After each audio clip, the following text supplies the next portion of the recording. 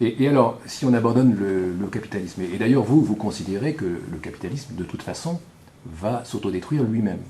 Donc on le remplace par quoi? Mais non seulement il va s'autodétruire, mais il est en train de s'autodétruire. Là, on est en 2009, on aurait fait cette interview début 2007, on aurait pu discuter sur l'évolution du capitalisme.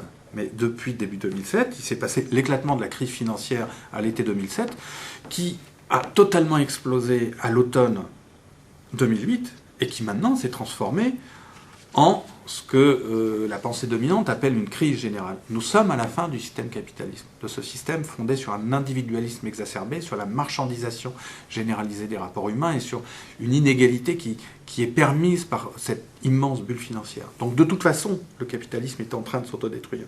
Donc nous sommes déjà engagés dans le post-capitalisme.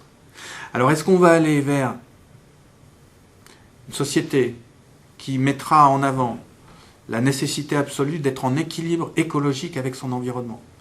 Une société qui cherchera l'harmonie sociale, parce qu'on ne peut pas, et maintenant que nous sommes une société humaine de 6-7 milliards d'habitants, ce qui est là aussi une première dans l'histoire de l'humanité, nous appartenons à la même société. Donc ces valeurs d'équité, de justice sociale sont présentes, et probablement tout cela ne sera permis qu'avec des valeurs de coopération, de solidarité, de sens du bien commun, de sens de l'intérêt collectif. Ça, c'est une possibilité. Ou est-ce que nous allons aller dans des formes dégradées de post-capitalisme avec des régimes autoritaires, des oligarchies qui se crisperont sur leurs privilèges, qui rentreront ou qui engageront leur pays et formeront leurs opinions dans le nationalisme et la peur du terrorisme dans des guerres de ressources, et avec un État de plus en plus policier, de plus en plus autoritaire. On est très schématiquement dans ce choix-là, dans cette possibilité-là.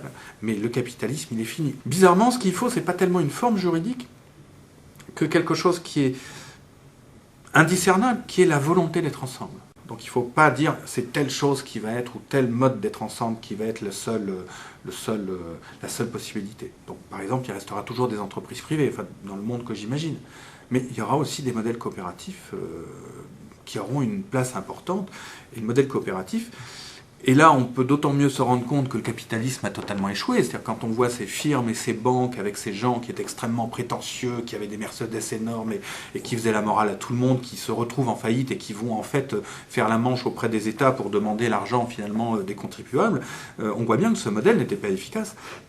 Nous allons passer dans une autre société, où en gros, les valeurs de coopération, mais aussi les valeurs de spiritualité, au sens d'échange, de connectivité, d'intérêt humain les uns pour les autres, vont prendre le pas sur les biens matériels. Enfin, moi, je vous présente la vision positive des choses. Hein.